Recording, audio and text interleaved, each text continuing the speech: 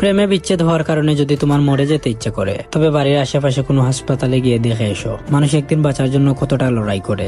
সামান্য অভাবে যদি তুমি দিশেহারা হয়ে পড়ো, তবে রাতের আধারে রাস্তার দুপাশে ঘুমিয়ে থাকা মানুষগুলোকে একবার দেখে এসো, যাদের পেটে নেই ভাত আর মাথার উপরে নেই ছাদ। যদি তুমি কালো হওয়ার কারণে নিজের মুখ লুকিয়ে বেড়াও অন্যদের কাছ থেকে, তবে অ্যাসিডে জ্বলছে যাওয়া মানুষগুলোর দিকে তাকাও, যারা নিজের সেই জ্বলছানো চেহারা নিয়েও সমাজে ঘুরে বেড়াচ্ছে অবলীলায়। মেয়ে না হয়ে ছেলে হলে ভালো হতো, কিংবা ছেলে না হয়ে মেয়ে হলে ভালো হতো। যদি এরকম মনে হয়, তবে আমাদের সমাজের তৃতীয় লিঙ্গের, যাদেরকে প্রচলিত ভাষায় হিজড়া বলে, তাদের দিকে তাকাও, যারা নিজেদের পরিবার থেকে বিতাড়িত হয়েও জীবন চালিয়ে যাচ্ছে সমাজের সাথে তাল মিলিয়ে।